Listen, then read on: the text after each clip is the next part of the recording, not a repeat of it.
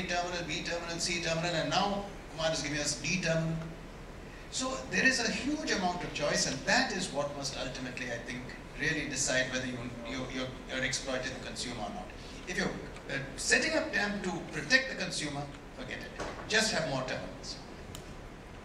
Eddie, with your experience in Antwerp, do you really think that the real reason for major ports to attract investment in the port sector is the presence of this tariff authority?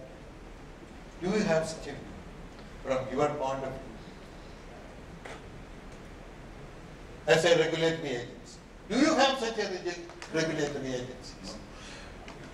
To be honest, if you take the cost calling a port in Northwest Europe, port use are only a very small part of it. And of course, in today's crisis in the industry, every player, in the chain is included in pressure on tariffs. But really, I don't have the impression that in one way or another, by the port use, it will be decisive whether to call our port or Rotterdam or Hamburg or whatever. So it's limited. That's one thing. Secondly, we still discussed it this morning. Some people here represented. In my opinion, for port authorities, we don't have to surf on the waves of better times and good times. We have to be a reliable partner with a justified rate to be paid by the ships for port use. And when it comes to concession fees, granting concessions, it's about the same. It has to be justifiable by the cost of the infrastructure.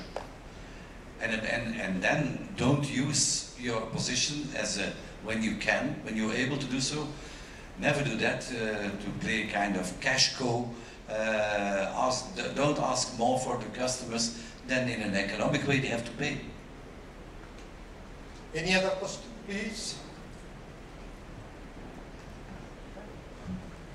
In the morning, we had quite a bit of discussions on coastal shipping. So I have a question on that. Now in India, the ports are all government ports, mostly major ports, where there's no special or separate berths for coastal ships. And that's one of the reasons, I think, which is an impediment to development of coastal shipping, because when the coastal vessels get into these ports, they are subjected to the same customs and port formalities like international ships.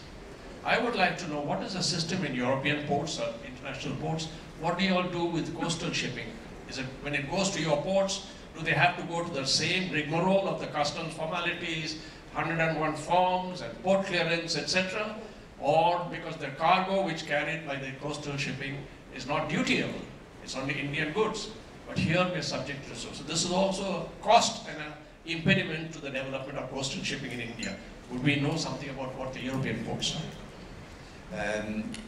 It's for sure all states in Europe, and the European Commission in particular is trying to encourage coastal shipping as much as possible, and especially in an administrative way to limit the formalities and so on, to make it easy, because of course competition from truck side is very severe. So it is, but it's tough, you know. It's already for at least 15 years that they set up all kind of systems to encourage more. And even today, with the emission problems, when the requirements of the fuel, of new fuels, environmental friendly fuel costs, again the debate is there. If we impose too much taxes on it, using the fuel, it will be a reverse in the model, in the model split, in the model shift, again from sea to road. So it's very tough to find an equilibrium. But that's the only way with it plays concerning formalities of encouraging it. Infrastructural wise and board wise, we don't make any difference. We don't make any difference. Same terminal operators serve barges, serve coastals, and serve deep sea going vessels. Captain Daniels. I'm Anil Singh from DP World. I have one question for Jonathan. Jonathan, India, Indian port investment. If a few years ago, if you weren't in India, you hadn't arrived. Now, what is the outlook on port financing? How do they look at the hurdle rates? What is the country risk with India? And why are we not seeing everybody tripping over itself to come and invest in ports in India?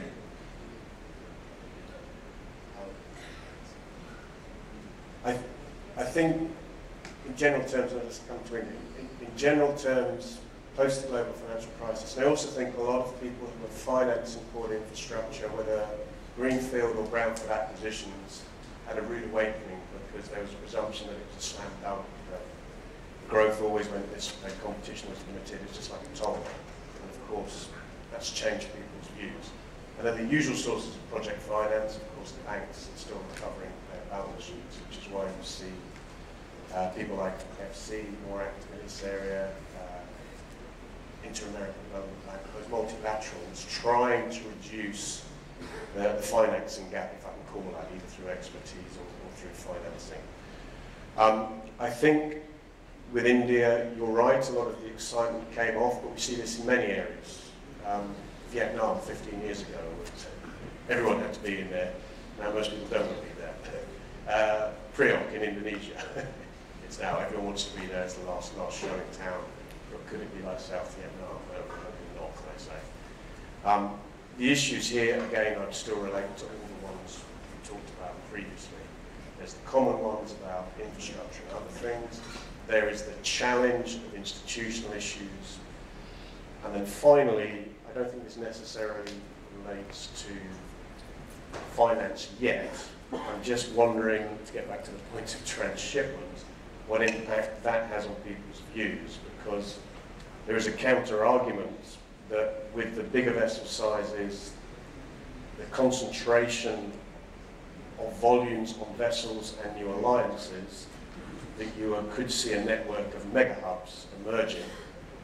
And while we generally assume that a direct call is better than a feeder from a mother, that the economics could change, such that perhaps Colombo does establish itself as a transshipment hub for India, not just in the short term, but in the long and medium term.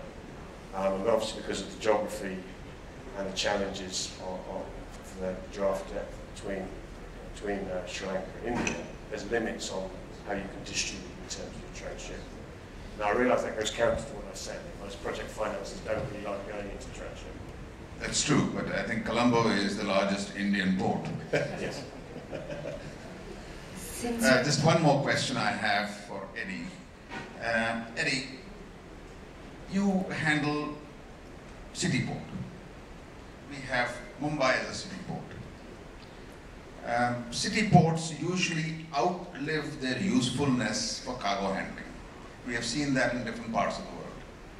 With due respect, Rajiv, but a lot of places have gone into other areas like tourism. How do you think Mumbai, with such a large land bank, you think we can develop that into something for tourism, have nice restaurants, fill up the docks, and what have you? Marina, you know, some leisure industry. Yes, why not? I think a lot of places in the world were very charming places where formerly it was occupied by traditional port activities and where it's now nice to walk and to look around and to eat and so on. For us it was not that difficult to organize because we just moved to the north outside of the city, closer to the sea. But even today we have sometimes, but therefore it's also good that you have the same basic family, because you don't have the idea that the city with the ideas of city government are looking at the port in the same way. Fortunately, they look at us in a very commercial way, leaving us to do the job, and I think no port user feels that we belong to the city or that the city is our shareholder. But the advantage to have the most important leaders of the city also in a board, aside other people, is that when it comes to discussions that interfere urban development with port development, that you can tackle it immediately and you can discuss it elsewhere. But aside that, we don't consider cruise tourism as part of the port. We deliver some services, but let's say that we try to separate both worlds. And it works because also physical-wise, there's no interference between the locations where port development has place and where formal maritime activities have place. No, so it's not that a tough question to make choices and so on. It's quite natural, the distinction between the real port area and the former part of the city. Since we are pressed for time, so we won't take any further questions. If there are any, then you may write to us and we'll get them answered from our panelists. We thank all our panelists, and I'll request Mr. Hasra to present a tree certificate to our panel members as a token of our appreciation. Starting with Mr. Eddie Brunix.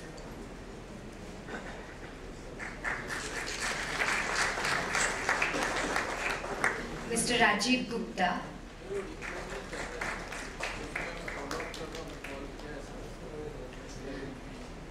Dr. Jose Paul.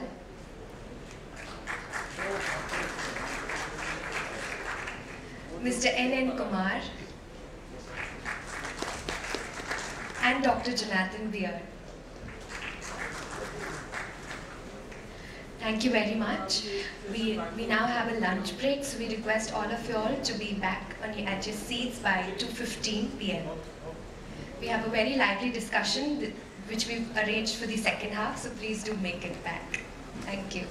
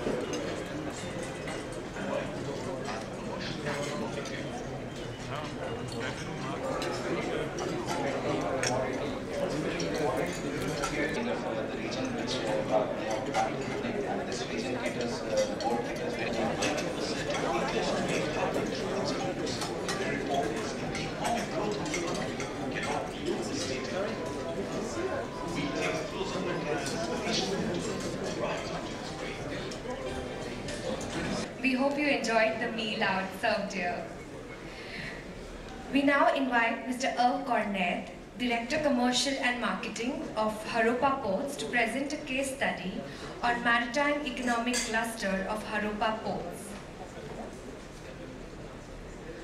Irv Cornett joined the Grand Port Maritime du Havre on September 2009 as Commercial and Marketing Director. Irv was a previous General Delegate of TLF, the Transport Logistique France, the Federation of Transport and Logistic Professionals. He successfully occupied the post of Deputy General Delegate to the French Federation of Forwarding Agents and Transport Organizers from the year 1998 to 2000. Director of International Affairs and Maritime and Multimodal Affairs. Deputy General Delegate of Freight Users, AUTF, from the year 1990 to 1997. We look forward to your presentation, Mr. Cornett.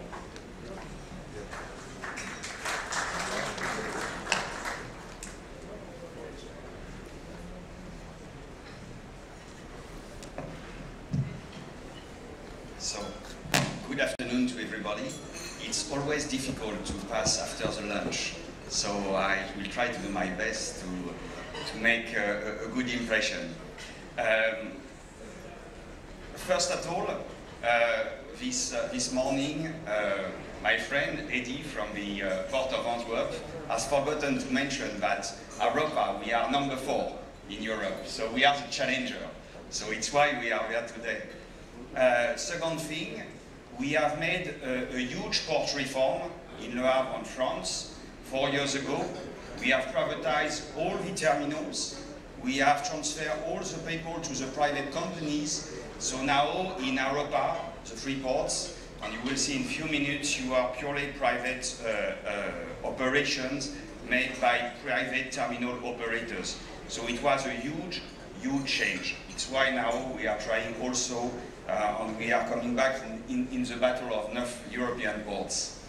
On the third thing, during this reform, we have worked with customers, the shippers, the logisticians, the forwarders, the shipping lines, to try to make a different approach of port system, more concentrated on services. We say everybody has key, everybody has cranes, everybody has equipments, so we have to make differentiation as port challenger. So it's why we have created Haropa. So, and at the same time, what we have noticed also is that the port cost is only 3% of the total supply chain. So it's a small portion, but it's very important for the quality of the supply chain. So we have mainly worked on this quality of the supply chain. So, what is Haropa? Haropa is quite new, it's a joint venture we have created since now 2 years with 3 ports, Le Havre, Rouen and Paris. So single management, single team, and the objective is to give to our customers the wide palette of solutions for shippers, shipping line, logistic provider and the industry. So Haropa, of course, it's located in the heart of Europe, first port of call, coming from most destinations, and last port of call. But Haropa today, it's more than 3 ports. It's a transport system, you will see.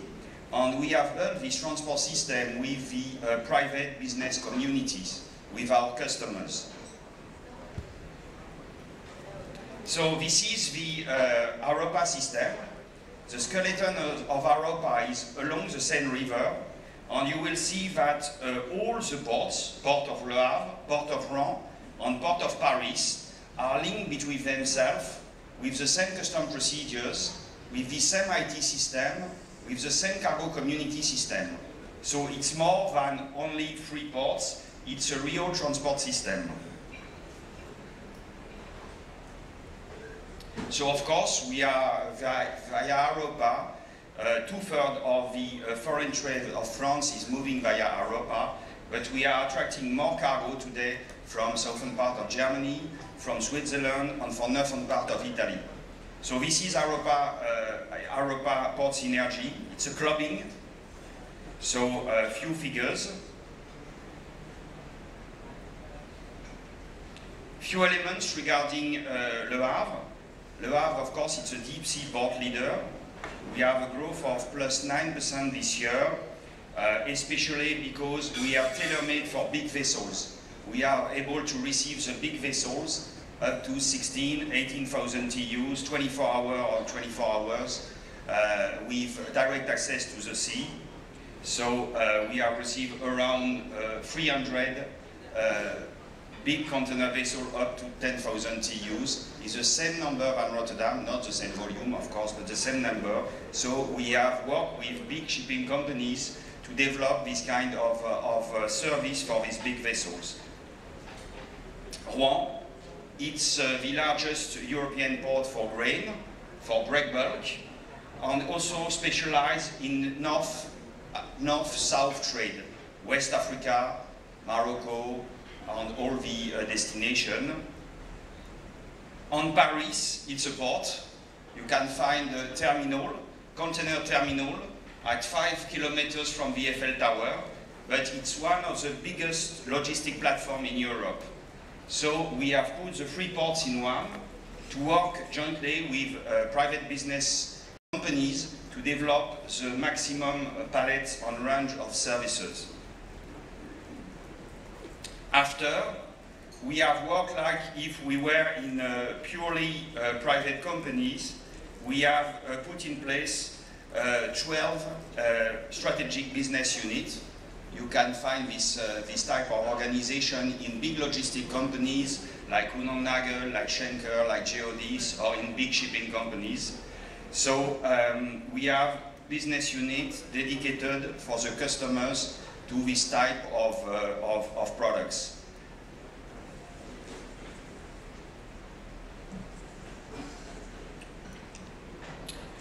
With most of our customers, the shipping companies, but also the shippers, forwarding, logistic company, we say the Haropa offer has to be concentrated on 4 pillars. The maritime offer, on transit time, which is today one of the most important things for shippers.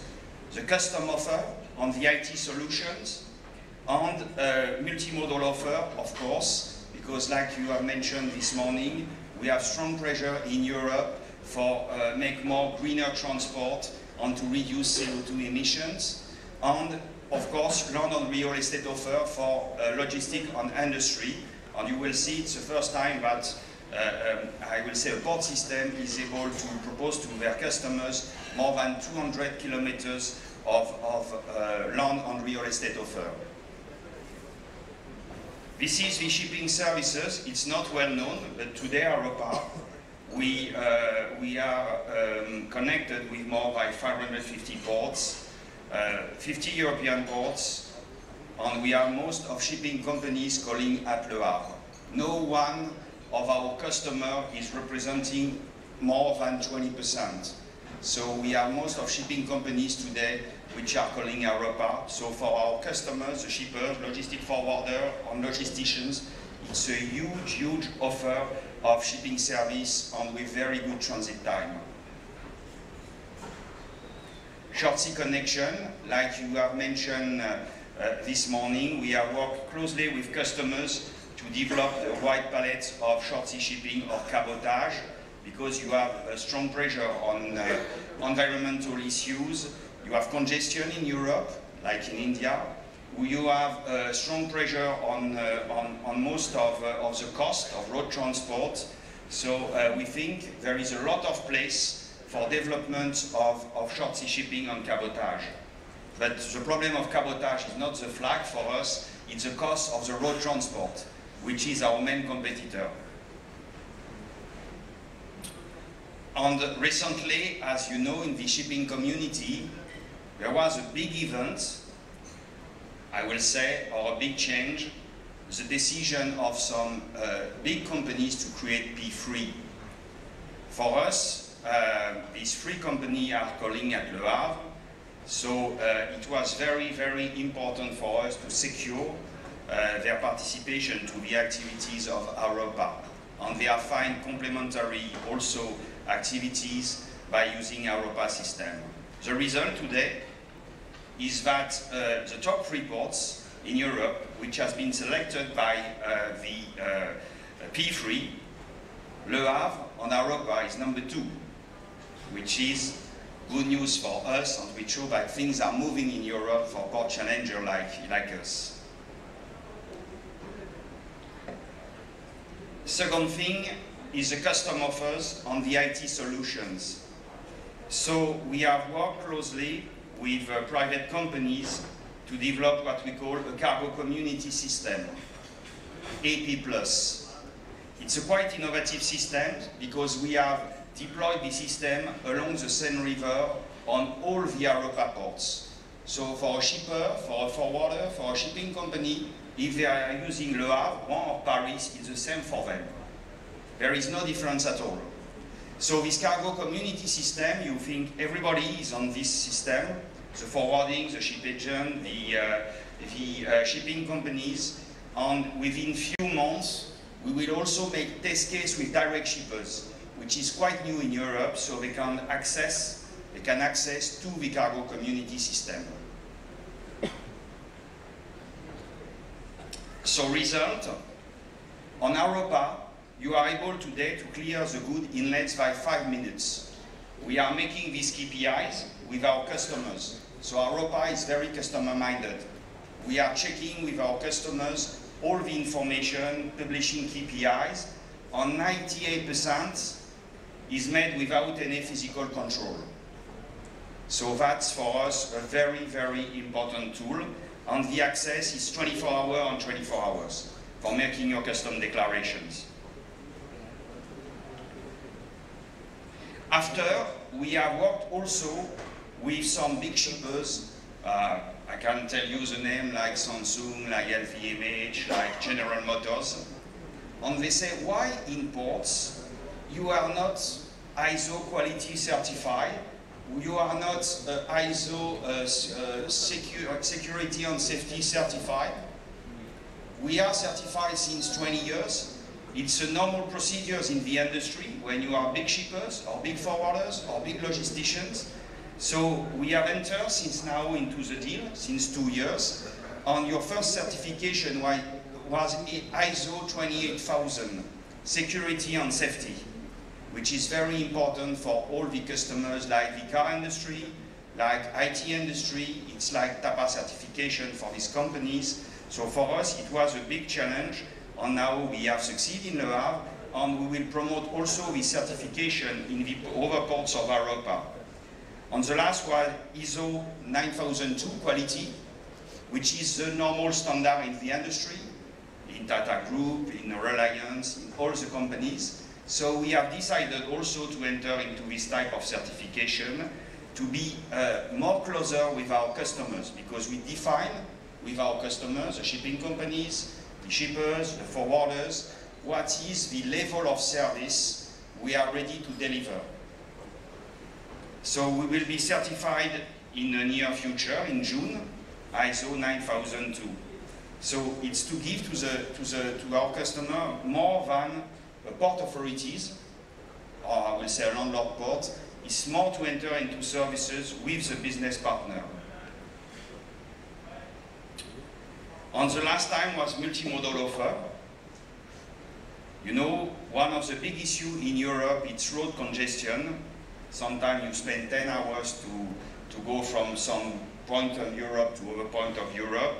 So for us, it's the heart of the system, because we are developing very closely rail connection within 3 ports to offer the maximum of services. Always a maximum of rail services, a maximum of competition from Paris, from Le Havre, and from Rouen. This is the skeleton of Haropa. This morning you have spoken a lot about waterways transport. And for us, the waterways transport is the skeleton of Haropa, because as you can see, all the terminals of the 3 ports are completely integrated now. So it's like if you are using one port. We have 1 container on 5, which is moving by barge to go to the Paris region. And we have around 120 waterways calls per week.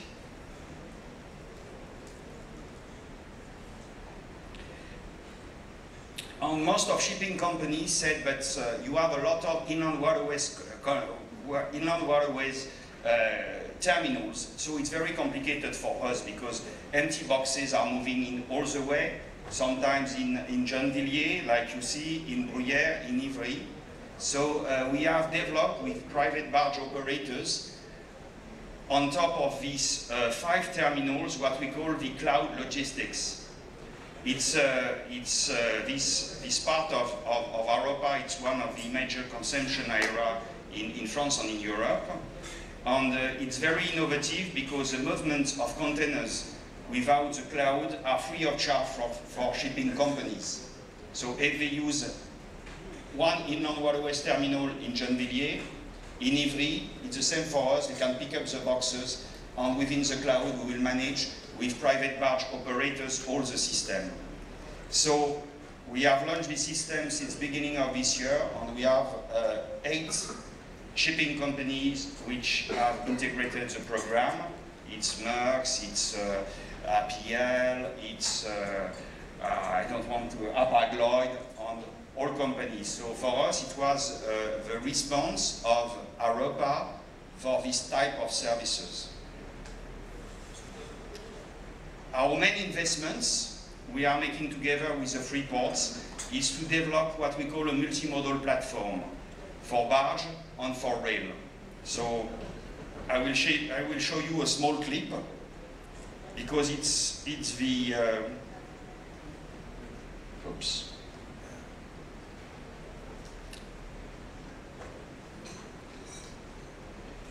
It's the first big investments made within the scope of Haropa.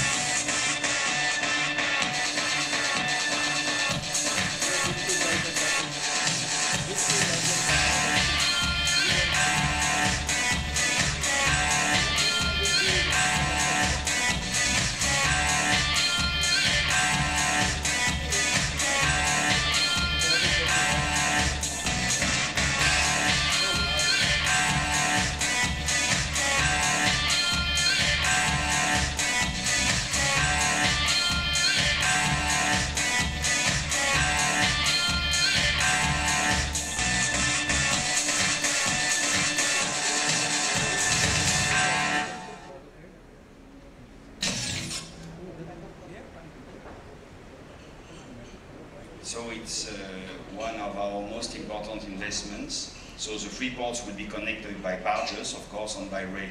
And it will be purely operated by private companies.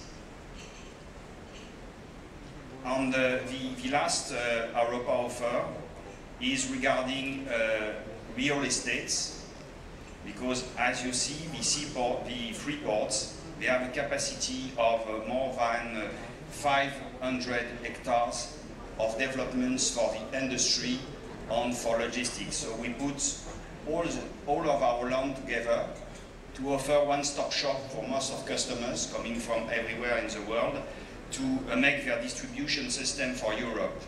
So this is quite new because you have only one-stop shop for land, real estate and warehouses along the Seine River in the free ports. But the heart of our system is sustainable developments. So we say we have to make the difference and to propose to our customers a maximum of solution regarding air quality, we have been in the foundation of what we call the Environmental Shipping Index to promote the greener vessels. So to be direct, we give a rebate up to 10% on port dues for the greener vessels. We also published, which is quite new, what we call a carbon footprint, which are used in all international tenders. And we will issue this year what we call eco-calculator, so our customers will be able to calculate purely independently what is their consumption of CO2. So we have tried to reinforce this part of Haropa to give new products to our customers. The best for us, it's a customer recognition on their investments in Haropa. Since now 24 months, after we have done the port reform, launched Haropa, some big companies, worldwide companies, have decided to invest in Haropa. Of course, one major shipping company, MSC, has decided to invest 160 million euros in a new hub. CMA, of course, but also big logisticians and big shippers like Kingfisher, and also big forwarders like FedEx have invested in Haropa system. So this is for us the best response from the port reform and from the demurrage of Haropa.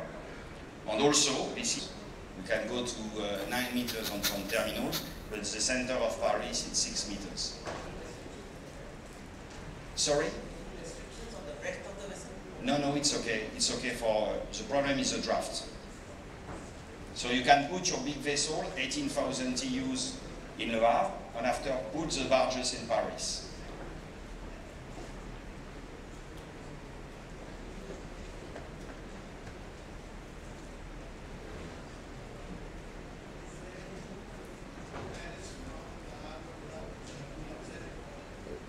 Sorry. Is there any method of moving from Le Havre to Paris? Yes. Outside of water by road or rail? No, we have road, rail, waterways. All three? Yes, all three. So how much is moved by water and how much by road and rail? For Paris region, because if we are going to Strasbourg, of course, or to to southern part of Germany, you are obliged to use the rail or the trucks, but the rail is more convenient. But it's 1 container on 5 is using the barge today. 1 out of 5. It's 30% of our market. On 1 on 5 is using the barge. Is that going up? Yes, because we have an increase since we have launched Haropa regarding roughly 15% per year. And is there any target for you to move more and more by water? It's not the port authorities which are moving the boxes. So I think what we try to work with the barge operators, with the terminal to find the best solution. It's why people are working on CO2 emission to reduce the carbon footprint. On barge is also very competitive compared to road transport. So we see that in the near future, more and more companies will use the waterway.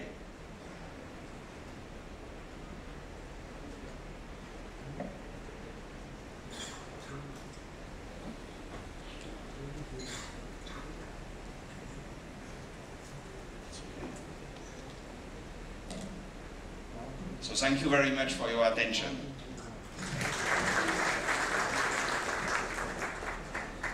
Thank you, Mr. Cornet. We'll invite Captain Deepak Tiwari to present a tree certificate to Mr. Cornet as a token of our appreciation. Mr. Cornet, please.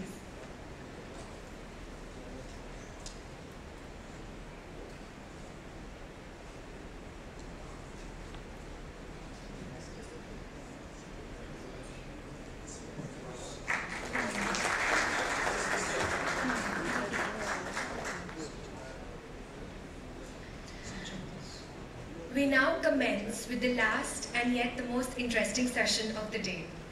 That's on promoting coastal shipping and inland waterways. This will be again reviewed with respect to the recent developments in the logistics sector. May we invite all our panelists on stage. Mr. Anil Devli, our moderator. Mr. Devli is a lawyer by profession. He has notched several milestones in his career in the shipping industry, spanning for about 20 years. He is currently the Chief Operating Officer in Indian Register of Shipping. He pioneered intermodal domestic transportation using land-sea-land route, a business model which came to be followed by several Indian flag container operators. He is also a practicing maritime arbitrator, a recognized consultant, sector specialist on Indian coastal shipping and transshipment cargo. Mr. Devli, we welcome you on the stage. Unfortunately, Mr. Parag Jain is not keeping well today, so on a special request, Captain Rohila, we would request him to kindly come to the dais. He's a senior advisor at Maharashtra Maritime Board. We also invite Captain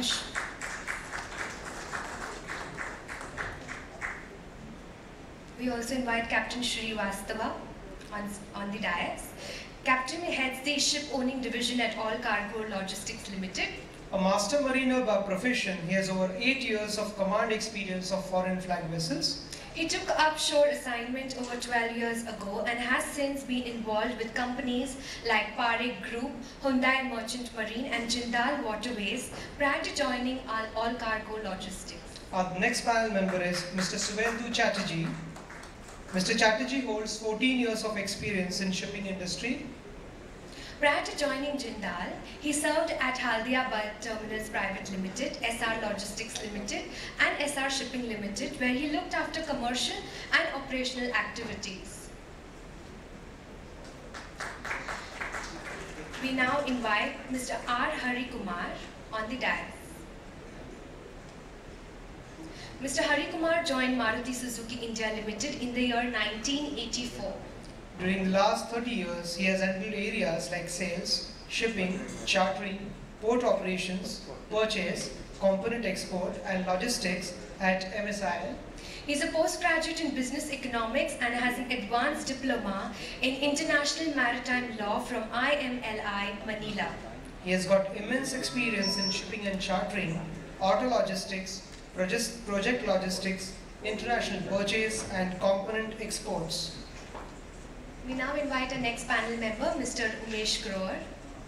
Mr. Umesh Grover started his sea career after graduating from DMET Kolkata with the Shipping Corporation of India as a shipboard engineer.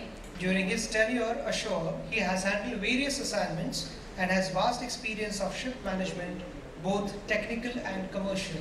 After serving 39 years with SCI, Mr. Grover joined SKIL Infrastructure as senior advisor, which involved in several shipping, ports and logistics projects of the group.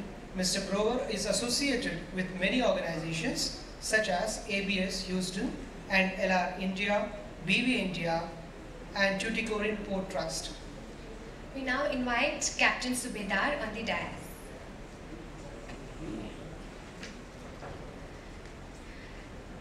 Captain Subedar.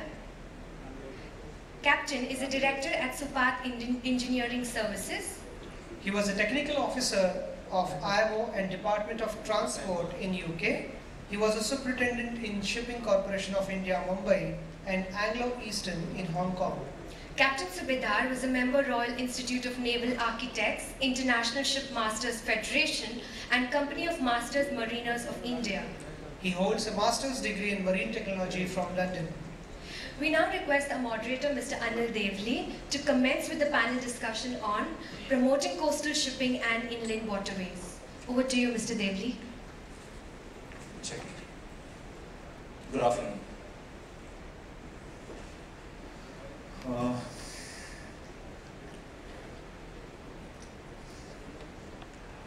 I was sharing with somebody today afternoon that I sit here today with a lot less burden on my shoulders, having spent a few years lobbying on one side of the coin.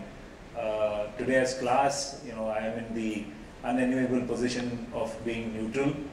I'm required to be neutral and I'm going to enjoy being neutral. So, Mr. Pinto, you're going to miss a few one's on me today.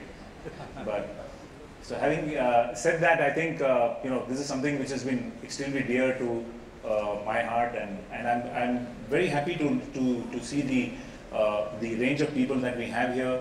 We have two lobbying associations, which are basically Indian associations. I would have loved if CSLA was here on this panel, but the organizers have chosen not to, because we could have had one more side to the whole thing. We have got two users. We have Maruti Udyog and Jindal in their role as somebody who's carrying coal. So I would look at them more as users of inland waterways. We have a ship operator, all cargo, and then of course we have the Maharashtra Maritime Authority, which is represented here by Captain Rohila. During the days when I used to keep shouting and talking about the need for support to coastal shipping, and I must say that in the past 15 years the government has supported us, including the customs, in various matters. In my role as INSA, I used to always wonder, and I used to talk to our president at that time, Mr. Hazra, and then Atul, as to why is it that we were unsuccessful. And yes, there were some other answers to the reason why we were unsuccessful, but we leave that aside. One of the things that came across to me was a few years ago. All of you will remember the port of Kandla, where there was a huge earthquake at Kandla. Then that place was hit with a tsunami, and it was a complete chaos, that whole region, Kutch, etc. But if you go into Kandla, if you went into Kandla port even as way back as 5 years ago, you would find a huge set of industries there. The whole place is booming. Huge new set of hotels came up. Everything happened there. You saw a big bloom in that area. And if you went back and looked at the root cause as to why that happened, that is because the state government of Gujarat that time decided that they are going to take off sales tax and they are going to take off excise for a period of 10 years. And that made producing steel so cheap that a huge amount of steel companies went in there and started manufacturing steel. And today you have a huge set of companies in the Kutch region which have grown. Of course, the tax holiday is now taken off, and they are on their own feet and going forward. The reason I thought I should recount this to all of you is, I started asking myself, is it necessary, therefore, for the government of India to have an industrial policy rather than a maritime policy? We've always been all talking about a need for a maritime policy and a maritime decision. Is it necessary to have an industrial policy, a policy which says industrially that if you use coastal shipping for the purposes of carriage of your cargo, you will get something, you will get some benefit, either some write-off on your sales tax, something on your GST, something on your VAT, or whatever. If that happens at an industry level, would that change perspective?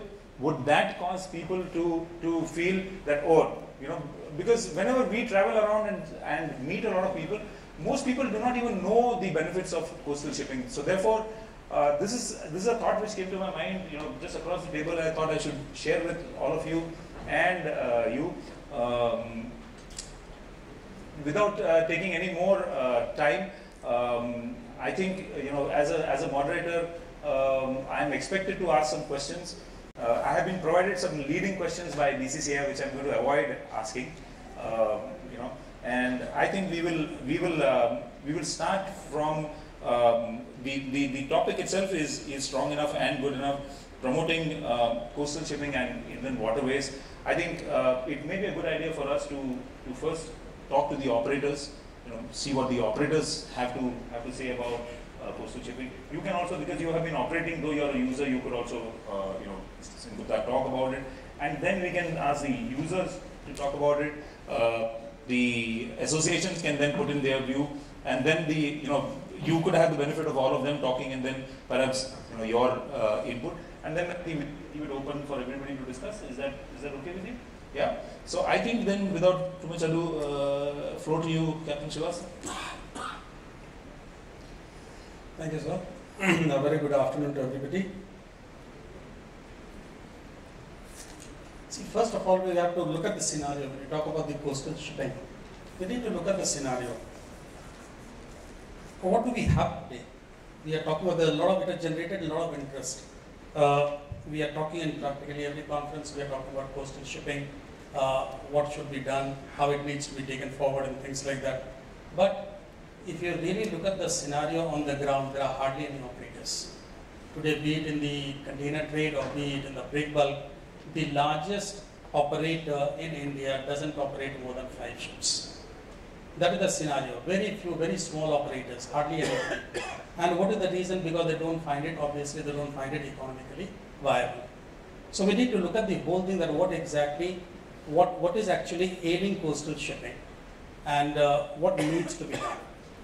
Okay, having run this business for nearly 6-7 years purely as operator on the Indian coast, both containers as well as break bulk, I have some of my own thoughts, and I thought probably I'll just highlight. I think I would start with the most controversial thing first, that's cabotage. Okay, what is the objective? What are we trying to do? We are trying to shift cargo from road and rail to the water mode. If that is the objective, it doesn't matter whether it is moving by Indian flag vessel or the foreign flag vessel. If that is the sole objective, it doesn't matter, and cabotage doesn't come into the play.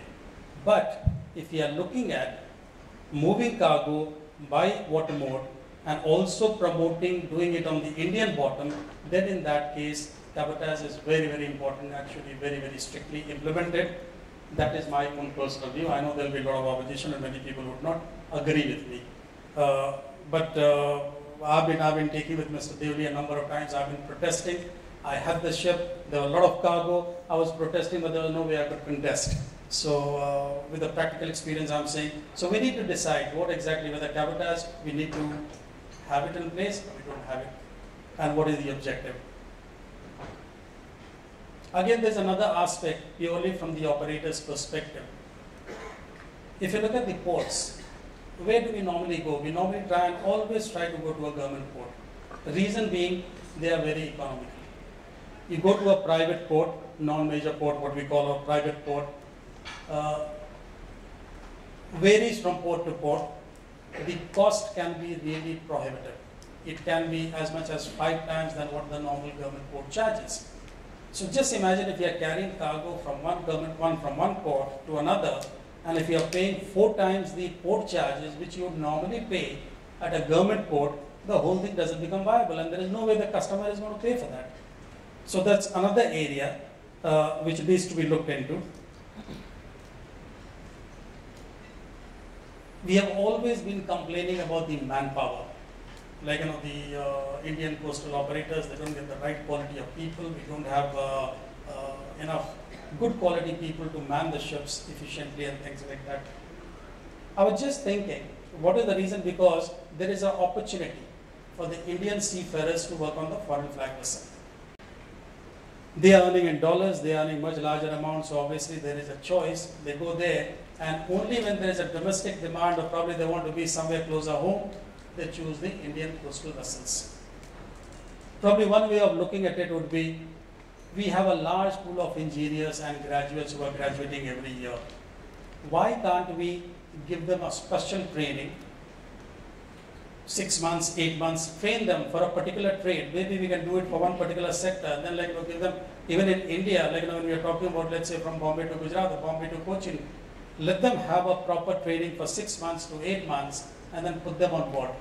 This way what will happen is we will be solving the problem, and there will be no manpower problem, because if they have to move from one place to another, they will be within the system. They will go from one coastal operator to another coastal operator. They will not go anywhere, and also it could be a very, very lucrative business for those freshers, graduates who are coming out from tier 2, tier 3 cities. So that was one of the thoughts. A coastal shipping, though it is talked about that it is cost effective, it remains cost effective only when there is a first mile connectivity and the last mile connectivity is minimal. If you have a first mile connectivity and the last mile connectivity which is too large, the entire exercise is gone. It's lost. We don't, that's the reason, we as operator, we don't even target, though there is a huge customer base in NCR region and things like that. We don't target because we know it will not be commercially viable. He has to bring the cargo all the way from there to Kandla or Mundra or somewhere, and then go somewhere, and then again final destination. It will not make sense. And that same thing holds good for many other locations. So how do we take care of this first mile and last mile connectivity? I think the best way would be if we can have a number of ports. Okay, and when I talk about ports, wherever you have the available depth of water, all we require is a jetty where the normal smaller vessels can come and operate, use their own gear. You don't even have to do that, put some fancy system there. So long we have a jetty, we have a waterfront, and it has got a connectivity to the nearest railhead or to the nearest highway, I think the problem is taken care of. What we have done is, like suppose we are talking about Maharashtra, any cargo originating in Maharashtra, Kolhapur or somewhere, it doesn't have to come to Bombay. It doesn't have to, it can go to the nearest area. So that's exactly like, all the maritime states, there are so many of them, we can create a number of ports and probably that will take care of the first mile connectivity and the last mile connectivity, and suddenly we'll see a huge amount of cargo moving, which currently they are avoiding. Why? Because this length is becoming much longer. Another problem is one-way cargo. When we talk about cost, see, you have a cargo, normally there's a cargo generating center, there's a consumption area.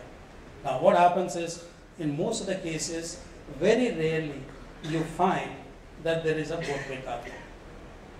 So we need to have, and then what happens, the operator tries to build in the cost. And naturally this cost, which the shipper is looking at, it's gone because the operator is trying to build in the return ballast passage.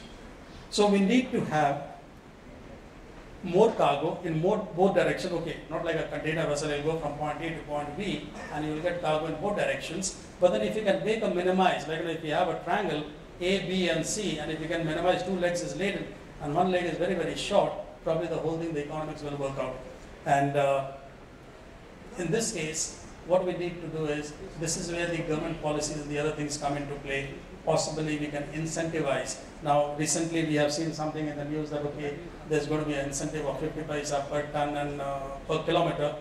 Okay, for certain commodities, we need to expand it, we need to provide this to more people. Now here it is taking care of shipper.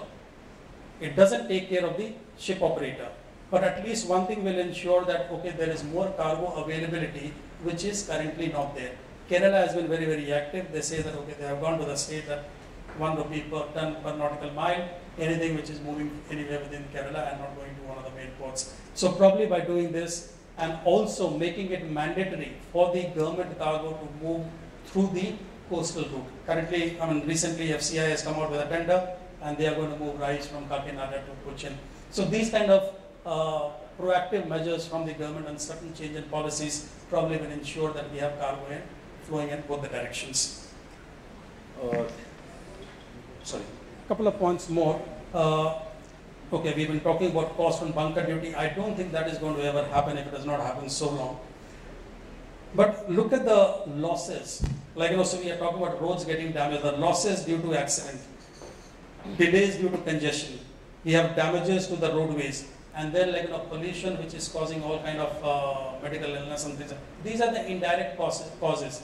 Now, why not penalize those people who are creating this and use this money to incentivize who are adding to this particular cost? And one last point, of course, as you mentioned very rightly, like the service tax, which is nothing but a additional burden. I think probably if we can do away with it for the time being, till the time the coastal shipping is on its feet, I think probably we have a good case. So these are the practical experiences, what we felt, and I'm just trying to kind of put some. Thank you, Captain. Let me, put one thought across to you. Often we keep wondering to ourselves that why is it that things don't happen? It is time for us as coastal operators, don't you think, to take a reality check and say that do we make philosophical arguments or do we make business arguments? And philosophically, we can make all these arguments about port giving us space or private ports giving us. Let me sit in the place of a private port operator. If it does not make sense for him to take your barge in, it does not make sense for him. Or he says, you pay me so much of money and only then come in. What is wrong with that? At the end of the day, all of us are in the business of making money. And let's not shy away from that fact. If we talk about, first mile and last mile, Haropa just made that presentation and he answered Mr. Pinto and he said, 1 out of 5 go by sea. And there is a particular zone which moves exclusively by rail because it is far more efficient. So the point really that we need to start looking at, we are now saying that why should the shipper get incentive? Let me ask Maruti, I mean, they decided 5 times to move cars via sea. They experimented, one minute, they experimented, they lost money. Now I want to ask him, somebody is going to give you money, why shouldn't he get that money? I mean, he's the guy who's going to give you the cargo, he's the guy who's going to take the risk on you, he's the fellow who's going to pay you freight. Why should he not get the benefit? Do you agree with me? His mic is not on.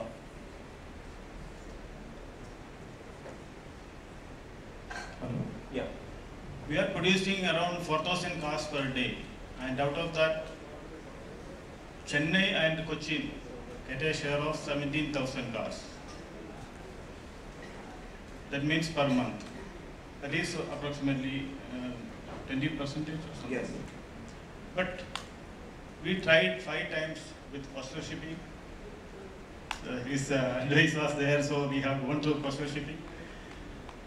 But the cost was more by 7%, and the transit days were more by, because transit days for trailers was 7 days, and for coastal shipping it was coming to 12 days. And we have not continued that, because we are not getting any benefit out of that. So I'm sorry to interrupt you, but here is the point. You know, as long as a shipper does not get some kind of economic benefit by using us, why would he use us? And if he doesn't use us, we cannot go on complaining and pushing that envelope back into the government to say, create a terminal for me, give me space here, you know, take my custom duty off. At the end of the day, you are competing with the guy on the road. He is paying full duty. Until 6 months ago, I would complain. But today, I don't even have that space to complain. I can see Mr. Pinto smiling, you know, and I'm happy that he's smiling.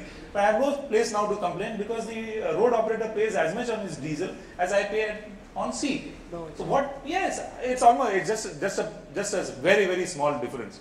Let us take away the difference. Even then, can we as ship operators say that we can provide them with a service? If we can't provide them with a transit, then at least a cost differential. Why should somebody use coastal shipping? You know, I'm really going to the moot question. Why do you want to use coastal shipping? You know, you've now moved coal successfully with the inland waterways, and I understand that you are now L1 on the second tender also. So hopefully you will monopolize the whole place.